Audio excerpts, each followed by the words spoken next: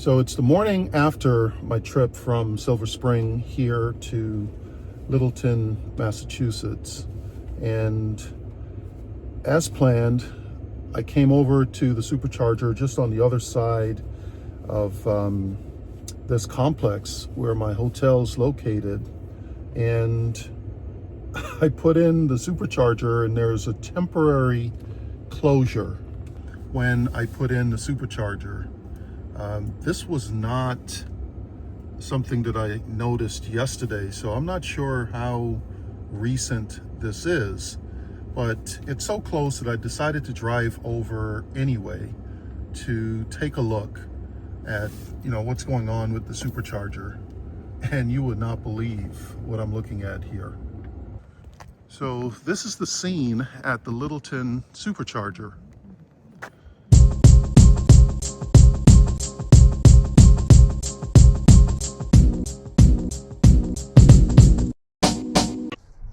Hey, welcome back. This is Brian G, the EVOG, and you're joining me here in the cockpit of Storm. This is our 2018 Tesla Model S 100D. And I've just left my house about 5 minutes ago, embarking on a 420-mile trip from Silver Spring, Maryland to Littleton, Massachusetts. This is just outside of Boxborough, northwest of the city of Boston. And I thought I'd spend a few minutes on this trip sharing with you guys the experience of road tripping a 2018 Tesla Model S 100D. I'm seeing these cars on lots of different sites, whether it's CarMax, AutoTrader, Cars.com, you name it, from anywhere in the mid-20s to maybe a little bit more than that. Less than $30,000 or $40,000 depending on the mileage. This particular model has over 92,405.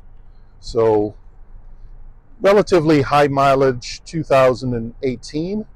I bought this vehicle certified pre-owned from Tesla, and at the time I bought it, I believe it had somewhere between 80 and 85,000 miles on it. So it was my intention to keep this vehicle forever. I didn't plan on getting rid of it until I'd used it all the way up. But I'm at a place now where I'm ready to get out of this vehicle and get into something else. One of the key reasons is obviously the drama around Tesla, Elon Musk, and so on. But also, the more time I spend in the vehicle, I'm realizing I really miss one-pedal driving. And it was at some point, I think late in 2018, maybe 2019, when Tesla changed the motor on the front axle in these vehicles to replace it with a Model 3 rear motor. And that introduced, I believe, one-pedal driving, which this vehicle doesn't have. So that's one of the other reasons. But what's road tripping this vehicle like? That'll be the exercise here on this video. I charged the vehicle overnight to 95%, and I had roughly 285 miles of range on it.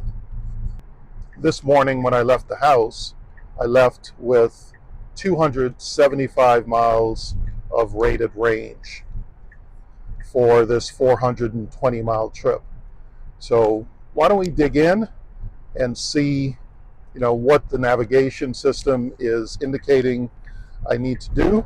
I think it's important to note that right now the temperature is 25 degrees on this beautiful Sunday morning. Nice bright sunny Sunday morning. It is just after 8 a.m., so things will warm up a little bit as we go.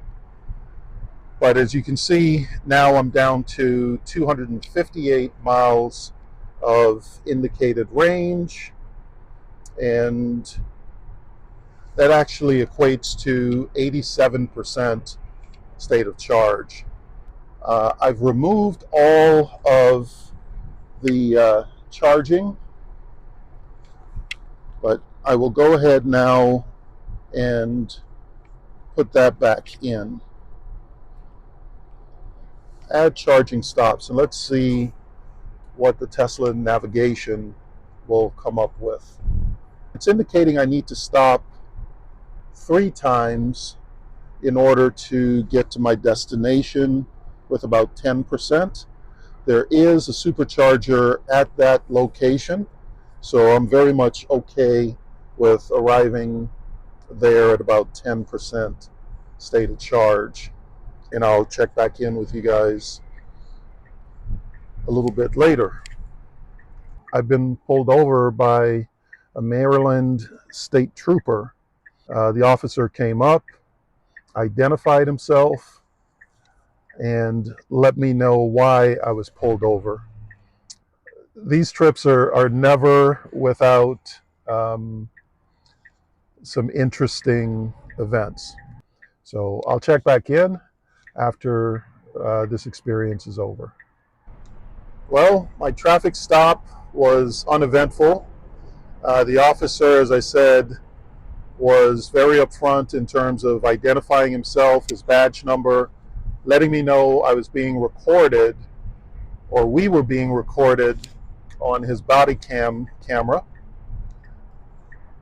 I didn't have to ask. He told me why I was stopped, which is for not having a front tag on this vehicle. I've had this car now for 3 years, never put the front tag on, and that was the first time I was stopped for it. Took my license, registration, went back to his cruiser. Less than 5 minutes, he came back with a work order, gave me a warning, said that it's something I need to get taken care of, and asked me if I had any questions. I think I had one or two, which he addressed. And once I had no further questions, told me to have a good weekend, and I was free to leave. Right now, the temperature is up to 30 degrees now. As I mentioned, it would increase, and we're at 37% state of charge. The other thing I wanted to talk about briefly is the autopilot system in this vehicle. So this is basic autopilot. So if I want to change lanes, I got to put on my turn signal, manually make the lane change, and then put it back on. Right? So that's the experience with this vehicle. I mean, Tesla could easily do what Rivian does and make it so that once you complete that lane change, the vehicle automatically goes back into autopilot. But they've chosen not to do that, so we don't have that functionality with this vehicle. So all this does is it maintains speed, it lane keeps, it will not change lanes, it will not auto re-engage. So here's one other quick thing that I wanted to share with you here. As I was looking at this, I wanted to see, because I know there's a 40 stall version 4 supercharger in Mount Laurel, New Jersey, and wanted to see why that wasn't showing up. So I expanded the view, clicked on charging, and I think I found it here.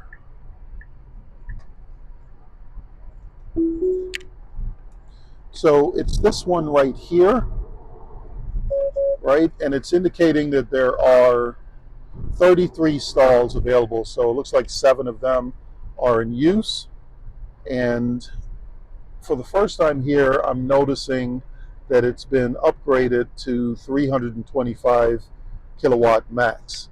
So much like the one we just looked at in the Pay to Park East Rutherford Supercharger, this V4 has been updated to push out beyond the 250 kilowatts it was months ago when it was first opened. Despite the 15-minute or so state trooper stop, I'm still on track to get to my hotel there by 3:50, right, which was the projected time when I left home to get there. So hopefully, if traffic, continues to look like this, I'll have an opportunity to cut into that time and get to my destination even before 3:50 in the afternoon. But I like this better with 2:35-ish minutes stops versus the 3 that was projected before. That's what we're going to go with, and I'll check in once we get to our first stop here at about 10:30, 10:26. So that would be exactly 2.5 hours of driving since I left home. Well, of course, I got to the supercharger as planned at 10:25, 10:26. I was on the phone with my brother at the time and needed to get to the bathroom, so I got out, plugged in, went inside, came back out. Now I'm waiting while the vehicle charges. So I would have plugged in right around 16, 17%. And as I had mentioned earlier, the plan is to charge here for about 30, 35 minutes or until it gets to 80%, whichever one comes first. And then we'll go ahead and continue the trip. But there's some weirdness that I'm seeing, and this is where the road trip ability of this vehicle is not great. As I mentioned earlier, the charge limit on this car is 150 kilowatts. So not super fast, and it doesn't hold a high state of charge, a high rate of charge for an extended period of time. Over here, you can see right now from a charging perspective, we're at 57% state of charge, and the charge rate is all the way down to 67 kilowatts, which is frankly piss poor in terms of charging speed in 2025. Now, as many of you know, we've got other electric vehicles besides Tesla. We've got the Rivian, we've got the Volvo. My son just got an Equinox EV. And so I'm very much interested in what other charge networks are available. This is one that you see oftentimes on this New Jersey Turnpike I-95 route. And Apple Green is the charging provider.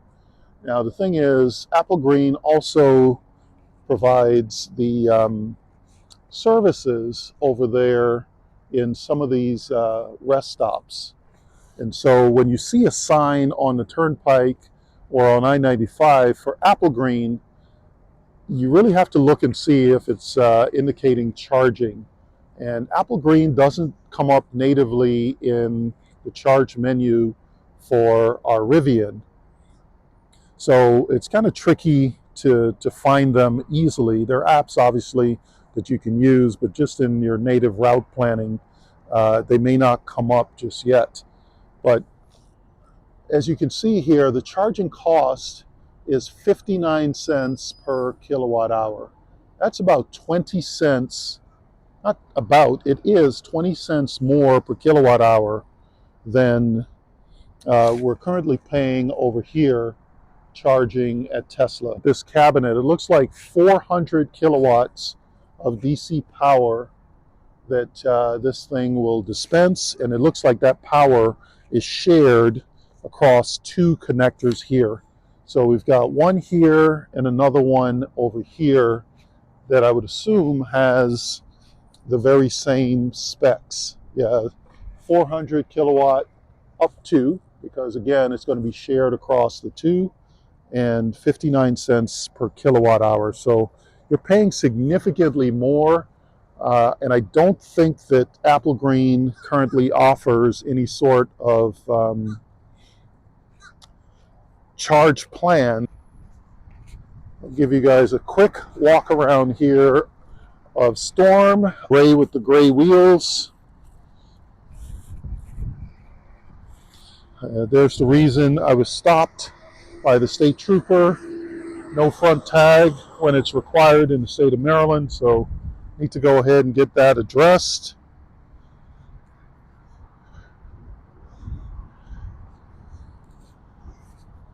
But I do love this vehicle, but I am ready to give her up and move on.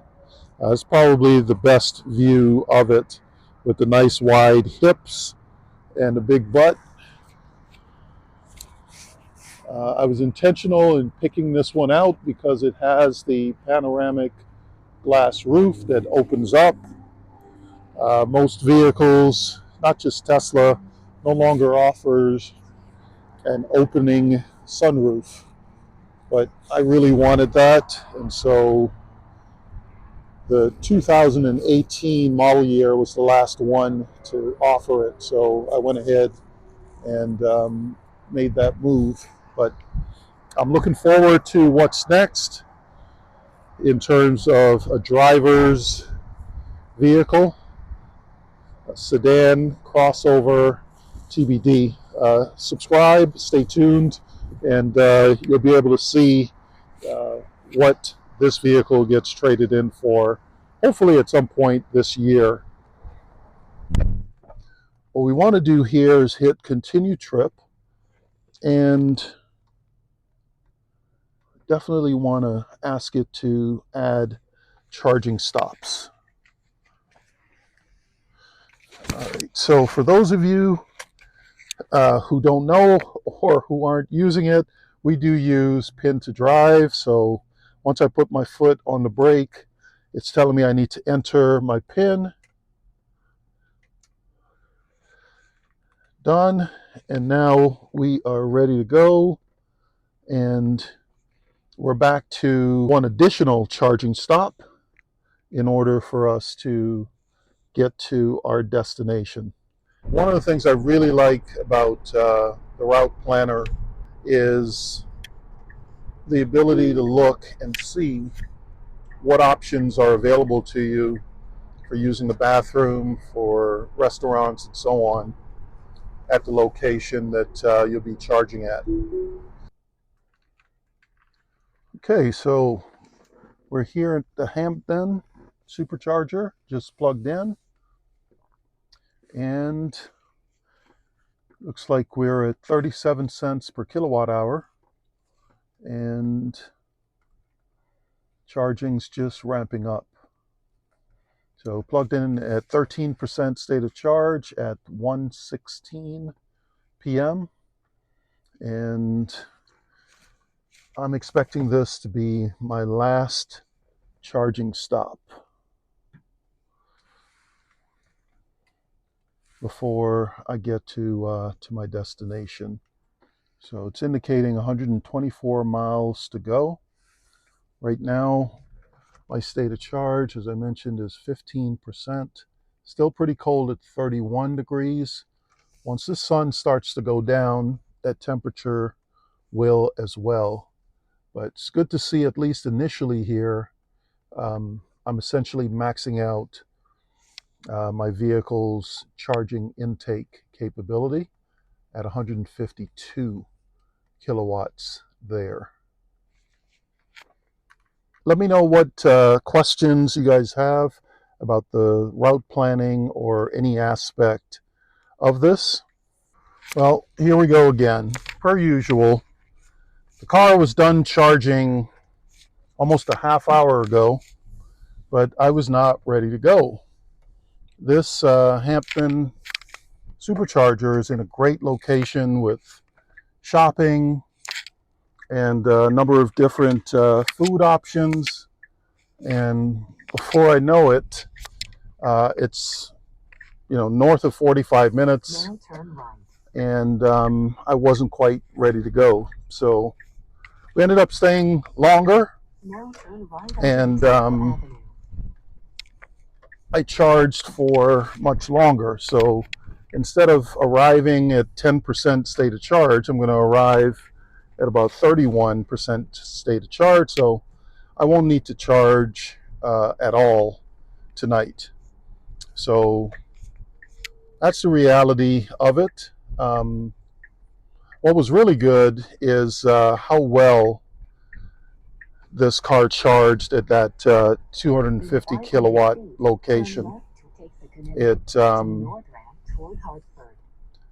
It peaked at 172 kilowatts. Now turn left to take and of course the car is rated to about 150, so it was great to see it get up to 172, even though it didn't stay there for very long. That's just how the charging curve is on this, but it was nice to see it hit that peak. Back on the road here, this is where this car excels in terms of just chewing up the miles.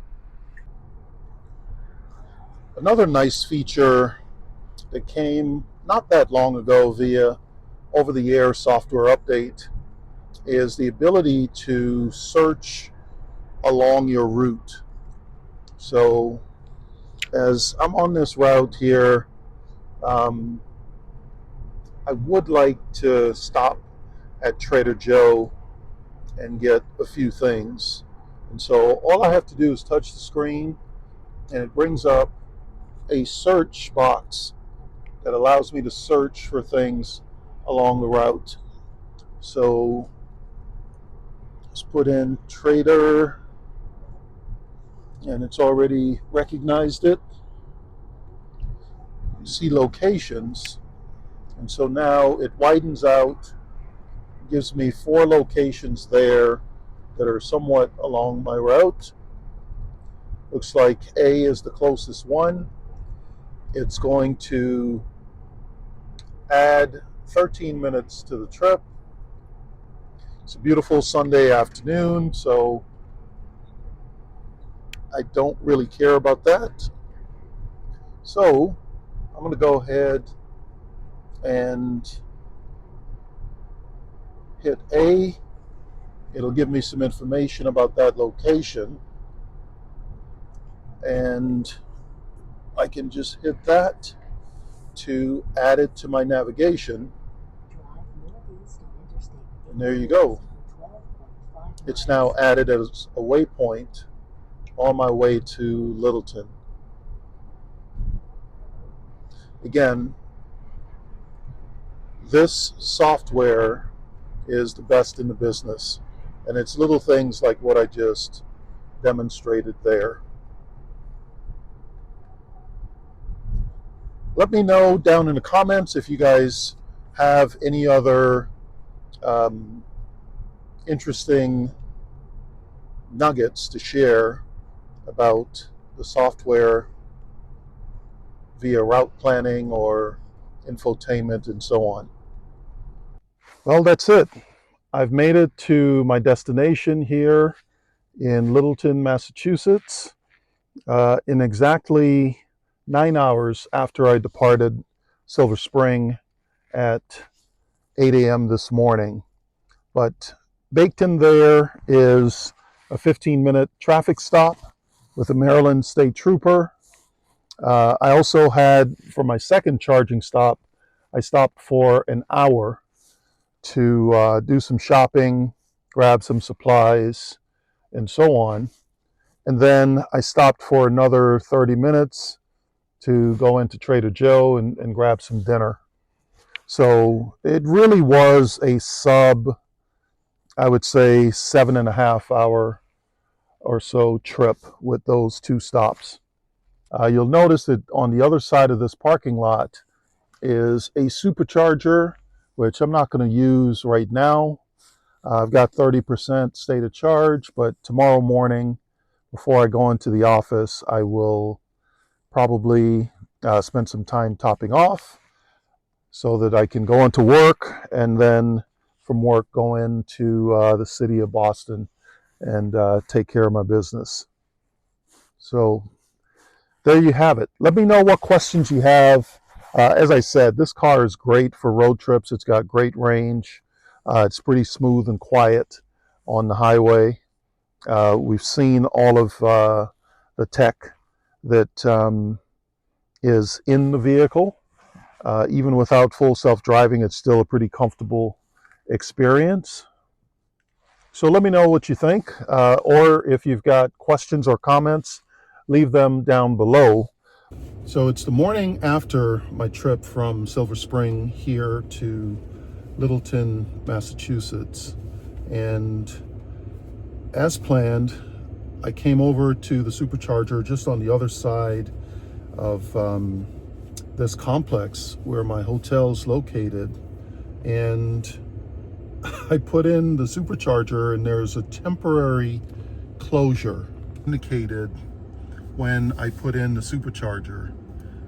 This was not something that I noticed yesterday, so I'm not sure how recent this is, but it's so close that I decided to drive over anyway to take a look at what's going on with the Supercharger, and you would not believe what I'm looking at here. So this is the scene at the Littleton Supercharger. We've got a total of 2, 4, 6, 8, 10, 12 Supercharger stalls here, and 2, 4, 6, 7 of them have been damaged by fire. Boy, I'm not sure how long ago this happened, but as I was navigating to my hotel nearby yesterday, I didn't see anything about the temporary closure of this Supercharger. Fire did not impact those 5 down there, but of course they had to shut power off. You can actually still smell the burntness of what's happened here.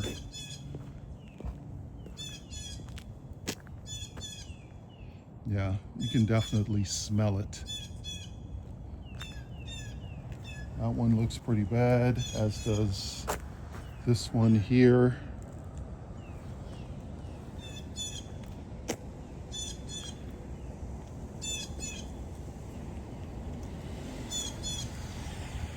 $2D isn't as charred as some of the other ones, but that one was definitely on fire.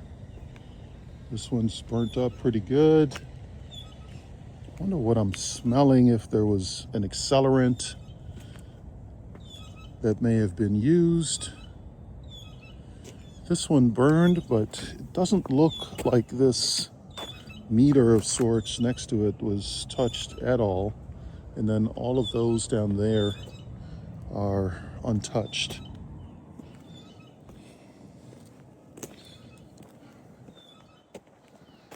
Yeah, they definitely look better from the backside than they do from the front.